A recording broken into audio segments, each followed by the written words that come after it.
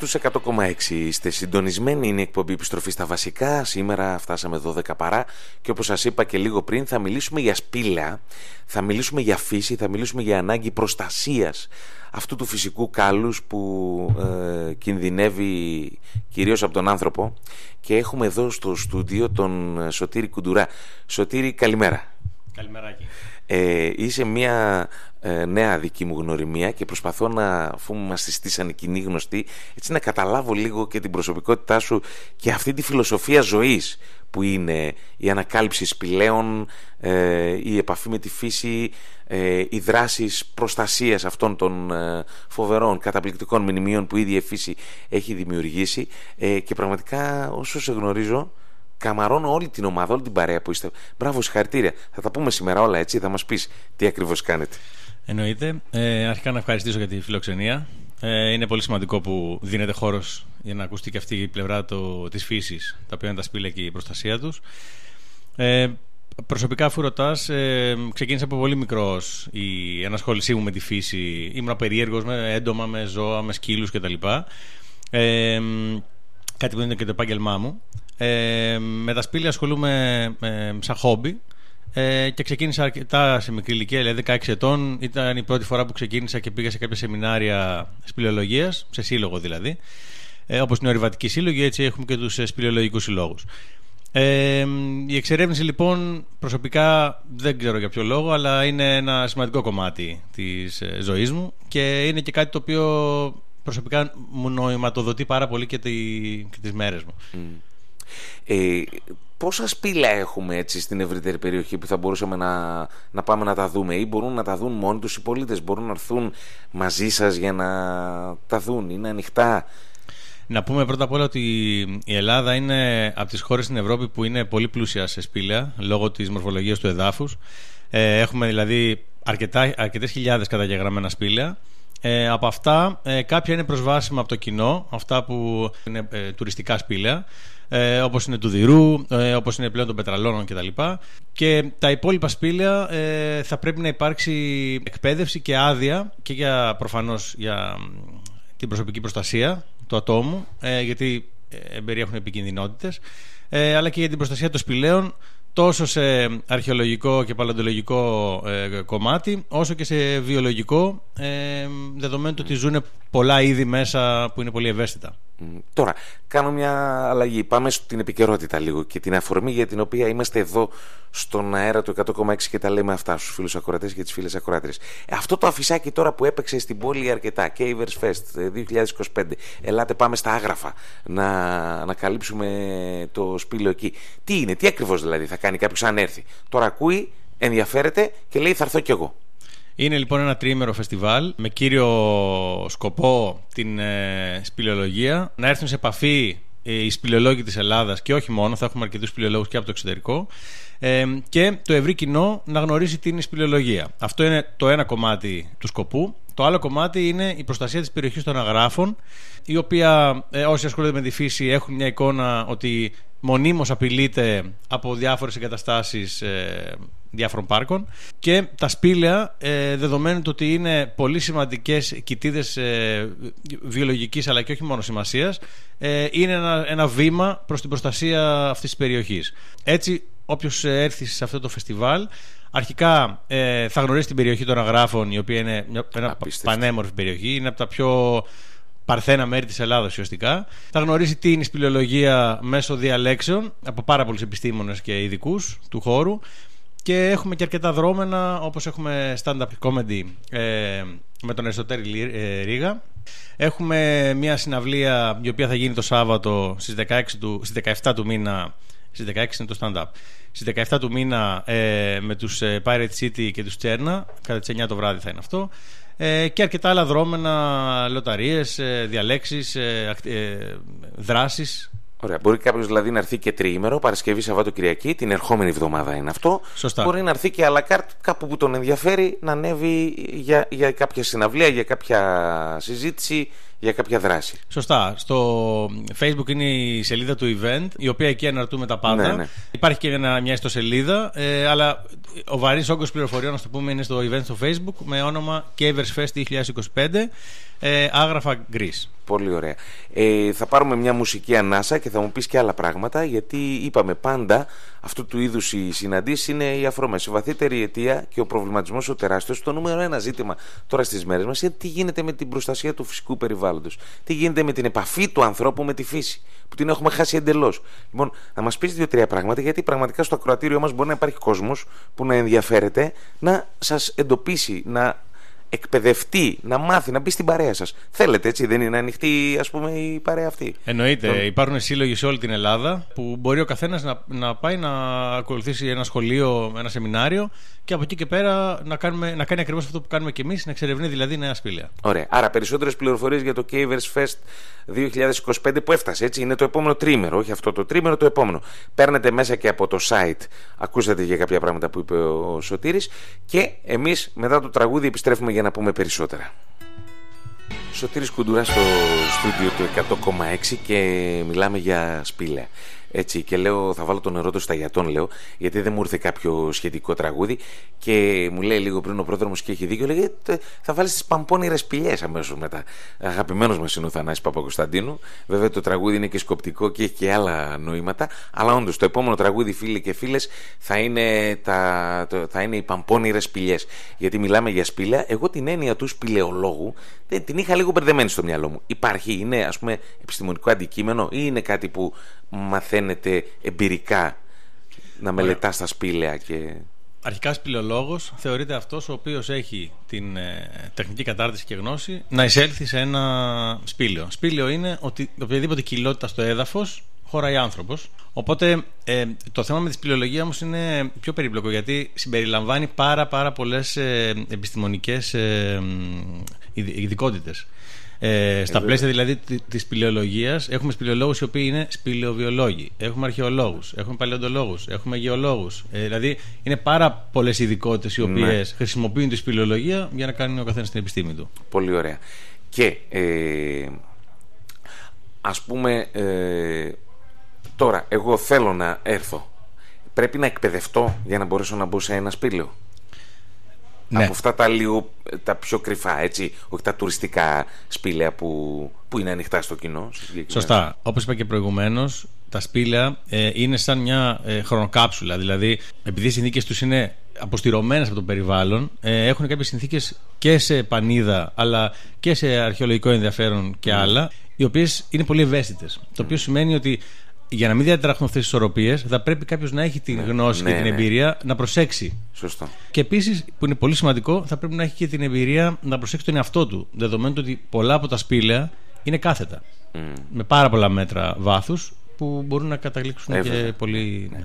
Τώρα, Σωτήρη, εσείς πηγαίνοντας σε αυτούς τους χώρους που συνήθως είναι στα βουνά, έτσι, βλέπετε και την κατάσταση που υπάρχει μέσα στη φύση. Πολλά παίζονται αυτά τα χρόνια με την εκμετάλλευση των βουνών για μονάδες παραγωγής ρεύματος, από τους αποχαρακτηρισμούς πολλών περιοχών, μετά από πυρκαγιές. Τι συμβαίνει, τι μπορούμε να κάνουμε για να αλλάξει λίγο η στάση κυρίως της πολιτείας διαχρονικά, όχι μόνο τα τελευταία χρόνια, διαχρονικά στο ζήτημα αυτό της φύσης? Να μην είναι μπίζνα, να μην είναι απλά παρεδώσε, και να είναι κάτι σε βάθος χρόνου που θα το παραδώσουμε αύριο μεθαύριο. Εγώ μπορώ να τοποθετηθώ σαν ένας απλός φυσιολάτρης, ο οποίος έχω περάσει όλη μου τη ζωή στη φύση και στο βουνό. Δεν είμαι δικηγόρος δηλαδή. Αυτό που αντιλαμβάνομαι εγώ είναι ότι παράγοντας και της οικονομικής κατάστασης της Ελλάδας και του τρόπου που μαθαίνουμε από παιδιά τι σημαίνει φύση, τι σημαίνει εκμετάλλευση κτλ. Και να πω και κάτι ακόμα, ότι ένας από τους λόγους που γίνεται το φεστιβάλ, όπως είπα και προηγουμένως, είναι η προστασία των αγράφων απέναντι κυρίως στα αιωλικά πάρκα. Δεν υπάρχει φυσιολάτρης ο οποίος να είναι ενάντια στην πράσινη ενέργεια. Δεδομένου του ότι δεν χρησιμοποιείται η πράσινη ενέργεια σαν ασπίδα για ενέργειες οι οποίες είναι κερδοφόρες και κάνουν ζημιά στο περιβάλλον. Από την άλλη όμως, δεν είσαι αρνητικός και ως πολίτης και ως άνθρωπος που έχεις επαφή με τη φύση, οτιδήποτε έχει να κάνει με ανανεώσιμη πηγή κλπ. Αλλά πρέπει να βρεθεί ένας τρόπος να γίνει ομαλά, να γίνει χωρίς να κινδυνεύουν είδη πουλιών, γενικά πλάσματα μέσα στη φύση. Είναι ένα μεγάλο πρόβλημα που δημιουργούν τα πάρκα με τις ανεμογεννήτριες. Είναι αρχικά λιώνουν γεωλογικά το μέρος που βρίσκονται. Το οποίο αυτό επηρεάζει και τον υδροφόρο ορίζοντα, επηρεάζει πάρα πολύ τη μορφολογία του εδάφους στην περιοχή. Ένα δεύτερο πολύ σημαντικό είναι ότι επηρεάζει την πανίδα. Το πιο απλό είναι ότι διαταράσει όλα τις διόδους πτήσεων μεγάλων πουλιών, προστατευόμενων πουλιών, όπως και των νυχτερίδων. Πτήσεις οι οποίες και διάδρομους, ας το πούμε, οι οποίοι έχουν διατηρηθεί εκεί και έχουν δημιουργηθεί μάλλον για πολλές εκατοντάδες χρόνων. Και ένα ακόμα κομμάτι το οποίο εγώ προσωπικά σημειώνω είναι ότι με την ζωή στην πόλη είναι πάρα πολύ δύσκολο για έναν άνθρωπο να βρεθεί σε ένα περιβάλλον το οποίο, όπου φτάνει το μάτι του, να μην υπάρχει ανθρώπινη δραστηριότητα. Δηλαδή κάποιο κτίριο, κάποιο κτίσμα. Οπότε όταν σε μια περιοχή όπως είναι τα Άγραφα, που είναι μία, ξαναλέω, από τις πιο παρθένες περιοχές της Ελλάδας και ιστορική περιοχή, ακόμα και εκεί δεν θα μπορεί κάποιος να φύγει από την πόλη, να ερεμήσει στη φύση, και ακόμα και εκεί θα υπάρχει παρέμβαση ανθρώπινη. Έχει δηλαδή και κοινωνικό αντίκτυπο. Ναι.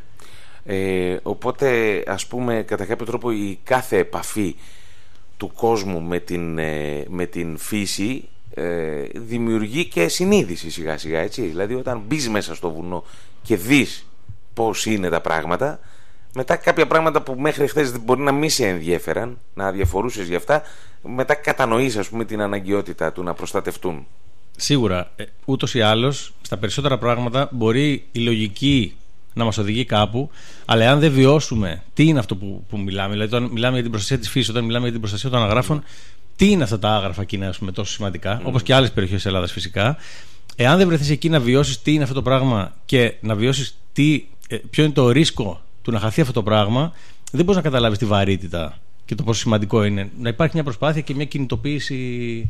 Ακριβώς. Σωτήρη, να ξαναγυρίσουμε τώρα πάλι στο φεστιβάλ.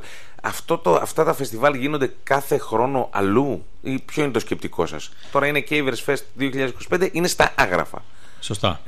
Υπάρχει ένα σκεπτικό του χρόνου να γίνει σε κάποιο άλλο μέρος της Ελλάδας? Ωραία, να πούμε αρχικά ότι συνήθως κάθε χρόνο, αλλά πλέον εξαρτάται με τη διαθεσιμότητα των συλλόγων.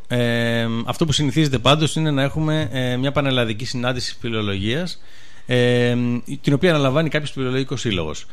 Το συγκεκριμένο φεστιβάλ είναι μια πρωτοβουλία δική μου και της ομάδας μου, του προδρόμου, του Αργύρη και άλλων σπηλαιολόγων, έτσι ώστε να είναι σαν μια γιορτή, ας το πούμε, και είναι η πρώτη χρονιά η οποία κάνουμε αυτή την προσπάθεια. Τώρα, αν θα επαναληφθεί, αυτό θα δούμε πώς θα πάει αρχικά. Απλώς επειδή είναι μη κερδοσκοπική διαδικασία, απαιτεί πάρα πολύ προσωπικό χρόνο από όλους μας και εθελοντική εργασία, και πάντα η εθελοντική εργασία, που είναι φυσιολογικό, έχει να κάνει με τη διάθεση. Εντάξει, σίγουρα μπορεί να σας δίνει κουράγιο, δύναμη να κάνετε και άλλα πράγματα, αλλά το ότι έχετε την προσωπική ζωή σας, την καθημερινότητά σας, τη δουλειά σας, αυτό βάζει και κάπου όρια, έτσι. Δηλαδή γι' αυτό και πρέπει να ευαισθητοποιηθούν και δημόσιοι φορείς, ειδικά τα υπουργεία κλπ. Αυτά έπρεπε να χρηματοδοτούνται όλα και έπρεπε να είναι, θα έλεγα, να σας ενθαρρύνουν, εφόσον είστε μες στη φύση, να είστε και τα μάτια και της πολιτείας σε πράγματα που μπορούν να αποφευχθούν, καταστροφές που μπορούν να αποφευχθούν. Πολύ σωστά. Πράγματα να διορθωθούν. Βέβαια, για να είμαι και δίκαιος, έχουμε καλή σχέση με τα υπουργεία, ας πούμε, της μυθολογίας, της παλανθρωπολογίας κτλ., σπηλαιολογίας. Πάντα όμως, όταν είναι κάτι νέο, υπάρχει μια διστακτικότητα. Οπότε μέχρι αυτό να πάρεις μια ροή.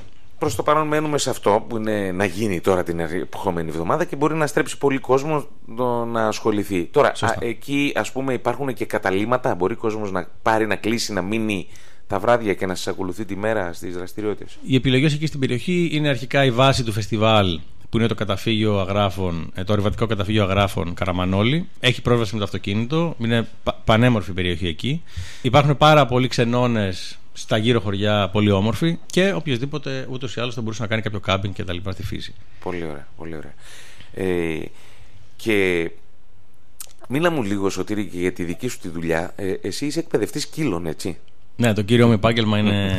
Επηρέασε αυτό την αποφασή σου να ασχοληθείς και με τη φύση? Γιατί νομίζω ότι τα ζώα έχουν πολύ καλύτερη επαφή με τη φύση και πολλές φορές μας διδάσκουν τι σχέση πρέπει να έχουμε και εμείς με τη φύση, τα ίδια τα ζώα. Σκύλους δηλαδή εκπαιδεύεις? Ναι, βέβαια ο σκύλος απέχει πολύ πλέον από την άγρια ζωή. Ναι.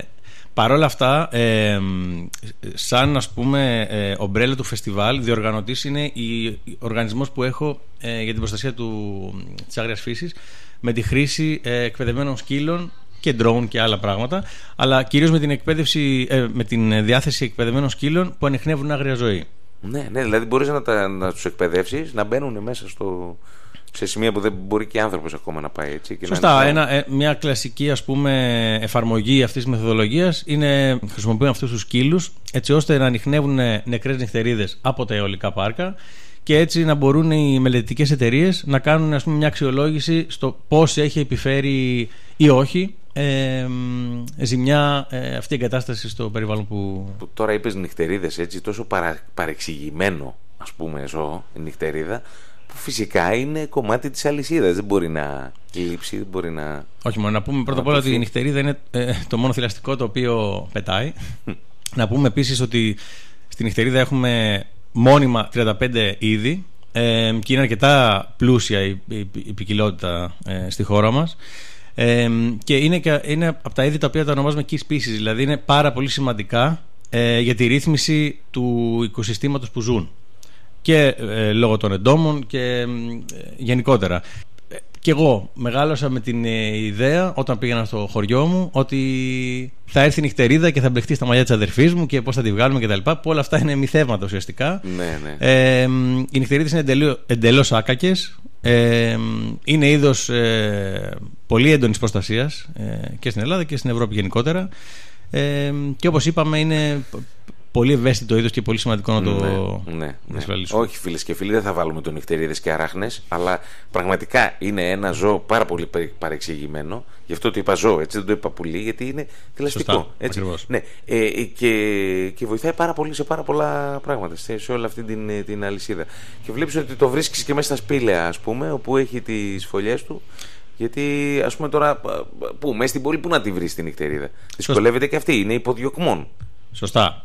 Να πούμε ότι στην Ελλάδα έχουμε εντομοφάγες νυχτερίδες, οι οποίες είναι πολύ μικρές σε μέγεθος, δηλαδή είναι πολύ μικρό. Είναι μισή παραλάμα, ας το πούμε. Ναι, μεγαλύτερη. Ας πούμε. Κάπως έτσι. Δεν έχουν σχέση με τα τροκτικά καμία. Που υπάρχει αυτή η παρανόηση ότι είναι υπτάμενα ποντίκια κτλ. Δεν έχει καμία σχέση με τα τροκτικά. Και ουσιαστικά βρίσκουν θέσεις οι οποίες δεν φωλιάζουν ακριβώς, είναι σε καταφύγια. Τα σπήλαια είναι ένα κλασικό καταφύγιο, αλλά μπορεί να είναι από δέντρα, μπορεί να είναι στέγες σπιτιών, μπορεί να είναι παρατημένα κτίρια.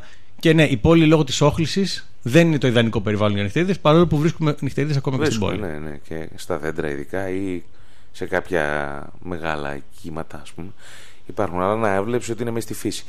Λοιπόν, να βάλουμε ακόμα ένα τραγούδι, αυτό που έτσι πήγε το μυαλό μας ότι είναι για τα σπήλαια, και αμέσως μετά θα επιστρέψουμε να ολοκληρώσουμε την κουβέντα. Θέλω να επιμείνω λίγο στο πού κάποιος μπορεί να σας βρει για να μπει στην παρέα, και είμαι σίγουρος ότι αν δώσεις κάποιο τηλέφωνο ή κάποιο site ή κάποιο mail θα μπορέσουμε να ενημερώσουμε τον κόσμο για να, και αν δεν προλάβει να έρθει στο φεστιβάλ αυτό το επόμενο τριήμερο, τουλάχιστον να σας εντοπίσει αργότερα, δηλαδή, και να μπει στην ομάδα. Λοιπόν, τραγούδι και επιστρέφουμε εδώ με τον Σωτήρη Κουντουρά να πούμε λίγα ακόμα για τους σπηλαιολόγους.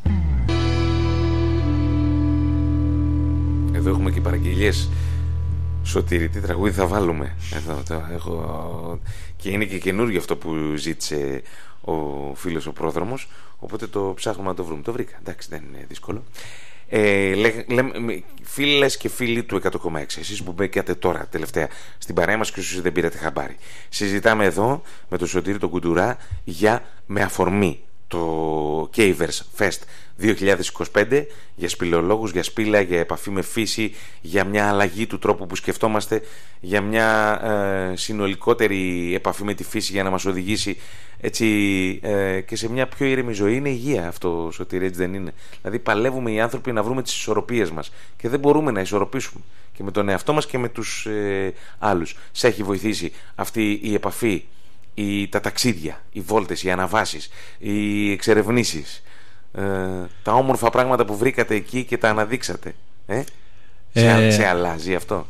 Σίγουρα. Θεωρώ όμως πλέον ότι είναι λίγο ένας φαύλος κύκλος. Δηλαδή, όσο περισσότερο έχω ανάγκη να βρίσκομαι στη φύση για να ηρεμώ, ναι, τόσο αποφεύγω να βρίσκω λύσεις στο αστικό περιβάλλον, το οποίο είναι και αυτό ένα θέμα. Και όσο και να έχουμε επαφή με τη φύση, εφόσον ζούμε σε ένα περιβάλλον πόλης, τα πράγματα είναι λίγο δύσκολα μόνιμα. Μόνιμα. Ανέφερε ο πρόδρομος τη λέξη αμοργός. Εκεί τι γίνεται, τι είναι τα κεντρικά? Ωραία, η αμοργός ουσιαστικά είναι ένα όραμα που είχε ο πρόδρομος, να εξερευνήσουμε τα σπήλαια της αμοργού, τα οποία ήταν μέχρι πρότινος σχεδόν εντελώς ανεξερεύνητα, και έτσι η ομάδα μας μαζί με αρκετούς άλλους σπηλαιολόγους, στο σύνολο 16-17 άτομα από όλη την Ελλάδα, κάναμε την πρώτη αποστολή τον περασμένο Νοέμβριο και φέραμε αρκετά ενδιαφέροντα ευρήματα, ένα εκ των οποίων ανακαλύψαμε το βαθύτερο σπήλαιο των Κυκλάδων, με βάθος 135 μέτρα, και πλέον προετοιμάζεται η δεύτερη αποστολή, η οποία θα γίνει σε μια αντίστοιχη περίοδο του χρόνου, φέτος δηλαδή το 2025. Λοιπόν, εσάς πώς σας βρίσκουμε? Να πούμε ότι υπάρχουν σπηλαιολογικοί σύλλογοι σε όλη την Ελλάδα. Στη Βόρεια Ελλάδα οι δύο πιο ενεργοί είναι ο Πρωτέας, που είναι στη Θεσσαλονίκη, και είναι και ο Ρηβατικός της Καβάλας, που είναι εξίσου πάρα πολύ ενεργητικός σύλλογος. Έχουμε στο Βόλο, έχουμε στην Αθήνα, έχουμε στο Πελοπόννησο, έχουμε στην Κρήτη. Μπορείτε να γράψετε στο Google σπηλαιολογία Αθήνα ή Κρήτη, όπου μένει ο καθένας από τους ακροατές μας, και υπάρχουν αρκετές επιλογές. Πολύ ωραία. Και εδώ στη Θεσσαλονίκη, εσένα κυρίως αναζητούμε, τον πρόδρομο, σαν σύλλογος υπάρχει ο Πρωτέας. Οπότε έχει site, έχει παρουσία και στο Facebook, και μπορείτε εκεί να απευθυνθείτε. Όσον αφορά το φεστιβάλ, ναι, προσωπικά σε μένα, λόγω της διοργάνωσης. Τώρα και κλείνοντας πάλι με το φεστιβάλ, για τον κόσμο που είναι να έρθει. Αυτό είναι, είπαμε, κάτι το οποίο το διοργανώνετε εσείς, έτσι? Σωστά. Δηλαδή είναι η ιδέα δική σας. Σωστά. Λίγο αυτοβούλος, ας πούμε. Σωστά. Δεν κοστίζει κάτι, κοστίζει χρήματα αυτό. Πώς εξασφαλίστηκαν τα έξοδα? Δεν εξασφαλίζονται τα έξοδα. Από φίλους γνωστούς, από εσάς τους ίδιους? Ναι, ουσιαστικά από χορηγούς, ναι, αλλά ούτως ή άλλως χορηγοί είμαστε λίγο το εαυτού μας σε αυτές τις δράσεις. Παρ' όλα αυτά, με κάποια μικρά δώρα που θα έχουμε, κάποιες λοταρίες κτλ., κάπως θα εξομαλυνθούν τα έξοδα. Σίγουρα όμως δεν θα είναι κερδοφόρο, και σίγουρα θα κάνουμε και εμείς μια χορηγία στον εαυτό μας. Εντάξει, λοιπόν, ξέρω τώρα, εγώ την έκανα αυτή την ερώτηση γνωρίζοντας ότι τα περισσότερα χρήματα από μόνοι σας τα βάζετε ή εκμεταλλεύεστε έτσι προσωπικές γνωριμίες, επαφές, για να βγουν ένα μέρος των εξόδων, γιατί είναι αρκετά. Αλλά νομίζω ότι αξίζει τον κόπο, γι' αυτό και κάναμε και αυτή την κουβέντα, γιατί έχω την αίσθηση ότι υπάρχει κόσμος που αναζητά ωραίες προτάσεις και για εκδρομές, αναζητά να μάθει καινούργια πράγματα που δεν τα γνώρισε, και φυσικά και όλο αυτό το socialize, η επαφή με τους ανθρώπους. Γιατί ζούμε σε μια εποχή που όλοι λένε έλα μωρέ μόνος σου, άντε το πολύ εκτός από σένα και η οικογένειά σου και δύο φίλοι. Αυτό να το κάνουμε όλοι μαζί κάτι λείπει πάρα πολύ, και εσείς το έχετε. Θεωρώ, ναι, ότι η συλλογικότητα είναι κάτι που λείπει γενικώς από τη χώρα μας, και το καταλαβαίνω. Οι συνθήκες δηλαδή δεν βοηθούν ιδιαίτερα για συλλογικότητες. Παρ' όλα αυτά, ναι, το συγκεκριμένο φεστιβάλ είναι εντελώς προϊόν συλλογικότητας, μόνο που δεν υπήρχε καμία πιθανότητα να κάνω οτιδήποτε. Οπότε είναι μια δουλειά η οποία αφορά όλη την ομάδα μας. Από εκεί και πέρα να αναφέρουμε, δεν το ξέρω να το αναφέραμε, το φεστιβάλ είναι εντελώς δωρεάν για όλους. Οι συναυλίες είναι δωρεάν, το stand-up είναι δωρεάν, οι πεζοπορίες είναι δωρεάν. Έτσι δίνουμε την ευκαιρία σε ανθρώπους οι οποίοι θέλουν να πάνε στη φύση, θέλουν να δουν μια συναυλία ανάμεσα στα δέντρα, θέλουν να γνωρίσουν τι είναι η σπηλαιολογία μέσω επιστημόνων και ειδικών, μέσω των διαλέξεων δηλαδή που θα έχουμε, δίνουμε αυτή την ευκαιρία σε οποιοδήποτε θέλει να μας επισκεφθεί. Τέλεια. Και σας ευχαριστούμε πολύ για όλη αυτή την προσπάθεια που κάνετε από πίσω για να φανεί ξαφνικά ένα τριήμερο και να συγκεντρωθεί όλος ο κόσμος και να ζήσουμε έτσι όμορφες στιγμές. Σωτήρης Κουντουράς στο στούντιο του 100,6 σε αυτή την κουβέντα, και σημειώστε, είπαμε, και αμέσως γκουγκλάρετε και το Cavers Fest 2025, αλλά και συνολικά αυτό που λέμε σπηλαιολόγοι σε κάθε περιοχή που μπορεί να μας ακούτε εσείς, είτε από το ίντερνετ είτε εδώ στην κεντρική Μακεδονία από τους 100,6, γιατί έχει ενδιαφέρον να μάθουμε όλοι πράγματα. Δηλαδή και σε όλους τους υπόλοιπους συνεργάτες, συνοδοιπόρους, να μεταφέρεις τις ευχές μας. Καλή επιτυχία στο φεστιβάλ. Και ευχαριστώ πάρα πολύ και ευχαριστούμε πάρα πολύ για την φιλοξενία. Λοιπόν, ωραία. Καλή συνέχεια.